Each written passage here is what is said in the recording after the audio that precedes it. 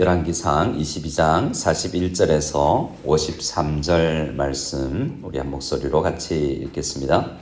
이스라엘의 아합 왕 제4년에 아사의 아들 여호사밧이 유다의 왕이 되니 여호사밧이 왕이 될 때에 나이가 35세라. 예루살렘에서 25년 동안 다스리니라. 그의 어머니의 이름은 아수바라 심해의 딸이었더라. 여호사밧이 그의 아버지 아사의 모든 길로 행하며 돌이키지 아니하고 여호와 앞에서 정직히 행하였으나 산당은 폐하지 아니하였으므로 백성이 아직도 산당에서 제사를 드리며 분향하였더라. 여호사밧이 이스라엘의 왕과 더불어 화평하니라.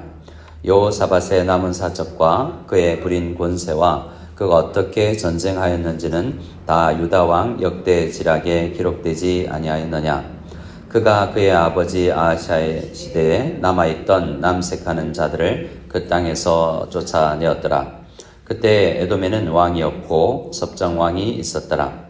여호사밧이 다시스의 선박을 제조하고 오빌로 금을 구하러 보내려 하였더니 그 배가 에시온 게벨에서 파선하였으므로 가지 못하게 되매 아합의 아들 아하시아가 여호사밧에게 이르되 내 종으로 당신의 종과 함께 배에 가게 하라 하니 여호사밧이 허락하지 아니하였더라.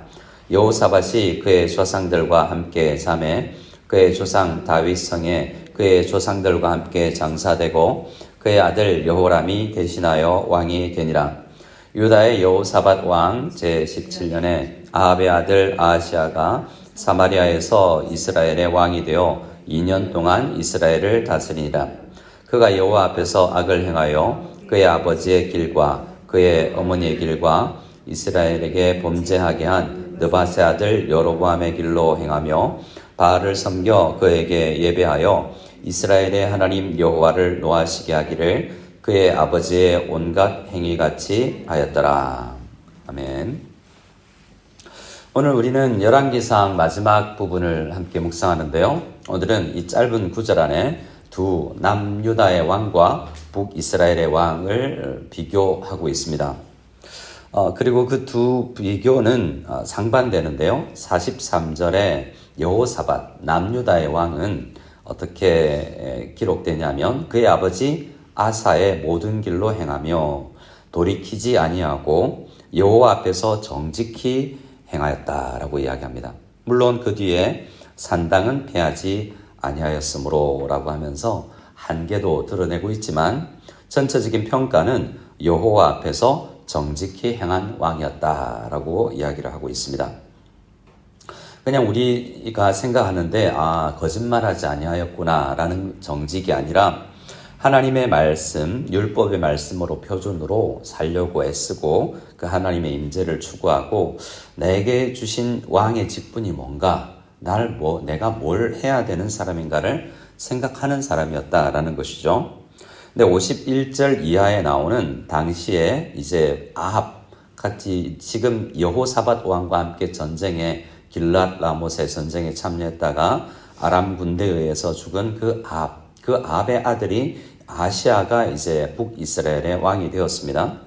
2년 동안 다스리는 것만 보아도 이제 북이스라엘은 이 남유다 왕의 통치 기간에 3명의 왕이나 바뀔 정도로 혼란한데요.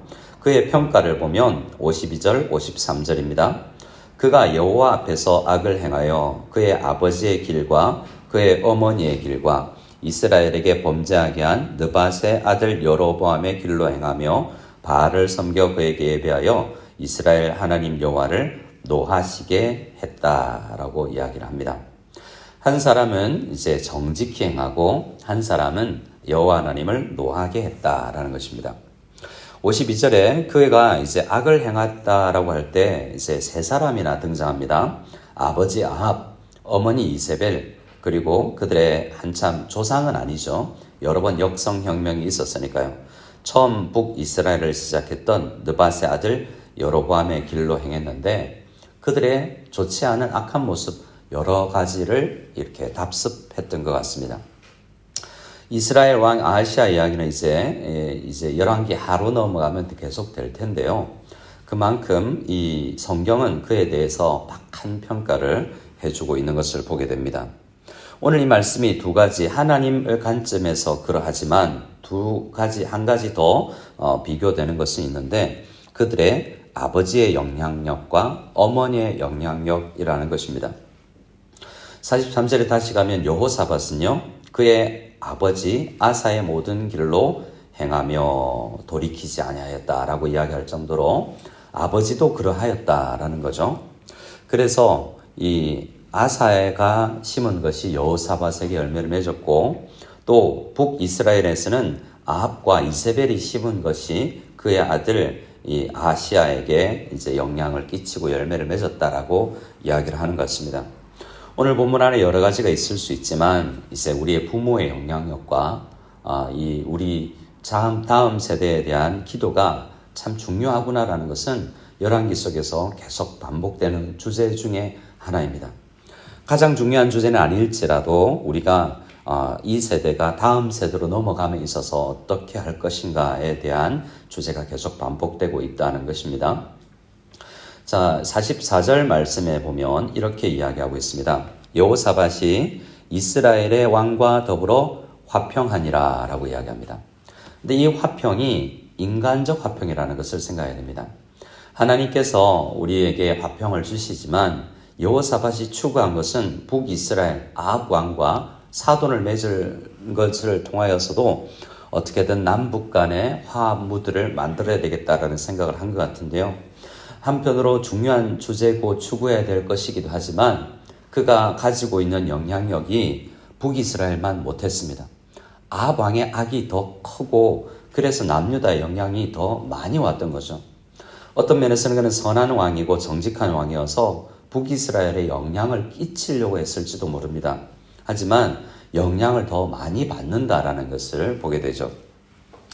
오래전에 읽었던 책 중에서 이제 이 청량리의 사창가에 복음을 전하는 목사님이 계셨는데 많은 사람들이 그곳에 그런 악한 곳에 그런 다른 여러 가지 영역에 이제 복음을 전하려고 또 이 문화 사역을 하는 많은 청년들이 문화 사역한다고 생각하면서 많은 대중음악과 이런 것들을 접하면서 나아가는데 오히려 그 세상에 영향을 끼치는 것이 아니라 나중에는 성경 말씀을 읽지 않고 오히려 세상에 영향을 받게 되는 것을 보게 됩니다.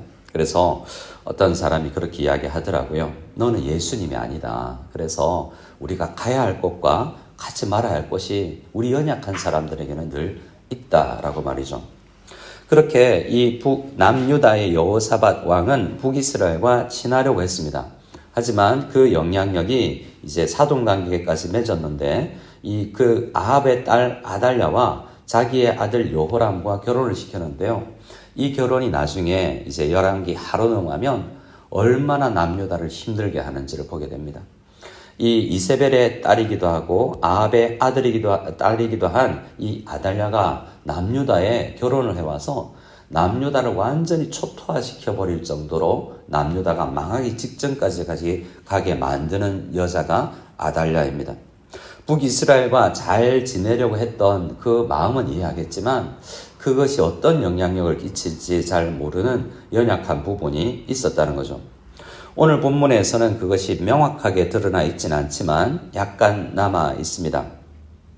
45절, 46절에 이제 그가 했던 선한 역사, 이제 남색하는 자도 쫓아내고 여러 가지 개혁적인 행동을 했다라는 것도 기록하고 있지만 47절, 이 연약한 부분이 또 기록되고 있는 것입니다.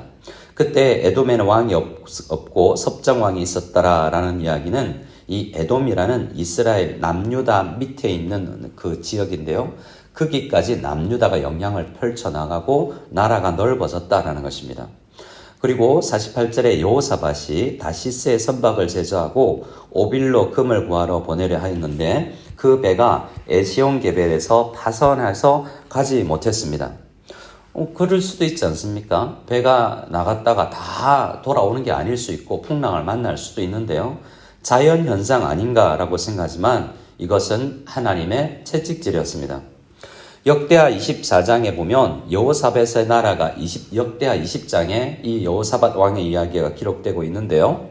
그가 똑같이 오늘 열왕기상에 기록된 것처럼 이렇게 기록하고 있지만 이 부분 배를 만들어서 이 남북이 함께 배를 만들어서 무역 교제를 했던 것을 하나님은 지적을 하고 있습니다.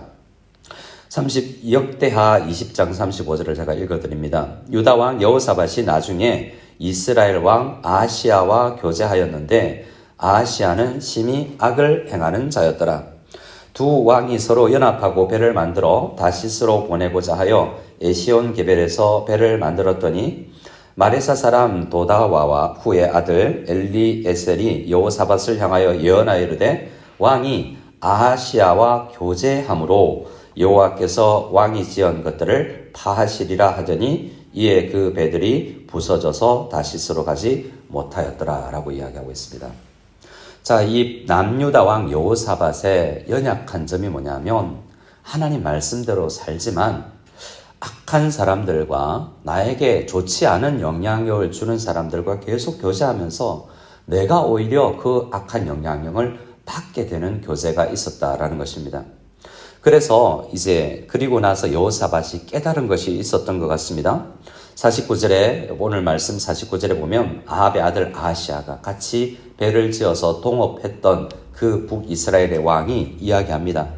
뭐 그럴 수도 있지 않냐, 배는 부서질 수도 있고 풍랑을 만날 수도 있지 않냐라고 하면서 계속 이르되 내 종으로 당신의 종과 함께 배에 가게 하라 하나 여호사밧이 허락하지 아니하였더라라고 이야기하고 있습니다. 그래서 오늘 말씀에 우리 이 아하시아 왕은 뭔가 깨달은 것 같아요. 아합 왕과의 교제에 있어서 전쟁터에 나갔다가 하나님의 말씀, 전쟁 나가면 안 된다라는 이야기를 미가의 선지자를 통해서 들었지만 전쟁에 나갔던 것, 아닌데 하나님 뜻이 아님에도 불구하고 우리는 큰 문제는 아니 될 거야 라고 하면서 우물쭈물하면서 머뭇머뭇하면서 따라가는 경우도 있습니다. 오늘처럼 사업을 하고 역사를 이렇게 무역을 하는 일에 있어서도 할 수 있습니다. 함께 할 수 있죠. 세상 사람들과 교제하지 않고 장사하지 않으면 우리가 세상을 벗어나야 되지 않겠습니까? 그러나 하나님께서 말씀하실 때 그 정도는 아니다 할 때 우리는 교제를 끊거나 그 자리를 떠날 수도 있어야 하는 것입니다. 시편 1편 말씀에 악인과 우리 하나님의 사람을 이렇게 비교하면서 그의 자리에 앉지 아니하고 같은 길을 걷지 아니하는 것, 우리 신앙을 위해서 때로는 지금 당시는 잠시 교제를 하나님과의 만남에 더 집중해야 될 때도 있는 것입니다. 그래서 오늘 이 말씀을 통해서 이제 우리에게 보여주는 것은 여호사밧이 그래도 느끼고 이것은 아니구나 하고 돌아섰다. 아버지가 가는 길로 계속 가기를 원했다라는 모습을 볼 수 있는 것입니다. 하지만 이제 51절부터 나온 북이스라엘 왕 아하시아는 계속 그 길로 가다가 2년 만에 그의 사역을 마무리하는 것을 보게 되죠. 그가 나중에 아팠을 때 어떻게 되냐면 기도하지 않고 그냥 우상을 섬기고 우상을 따라서 고치려는 모습까지도 보일 정도로 그는 악하고 돌이키지 않는 왕이었다라는 것이 성경에서 이야기하는 것입니다. 1계명 하나님을 2계명 우상을 섬기는 것부터 시작해서 거의 모든 계명을 깨트리는 왕이 북이스라엘의 아하시아 왕이었다라는 것을 우리는 확인하게 됩니다. 오늘 이 아침에 우리는 이 짧은 구절을 보면서 함께 붙들고 기도할 것은 우리가 부모 세대인데 다음 세대를 위해서 보여줘야 될 것이 교제인 것 같습니다. 화평한 것 좋죠. 북이스라엘과 화평한 것 좋습니다만 우리가 가장 힘써야 될 교제는 하나님 아버지 말씀과의 교제입니다. 이 아침에 기도의 교제가 가장 중요하다는 것을 기억하고 내 일생에 있어서 내가 인간적 교제를 하지 못할지라도 지금 중요한 것은 말씀과 기도의 시간을 더 간절히 가져서 내가 하나님의 길로 계속 서 있는 것이다라는 것을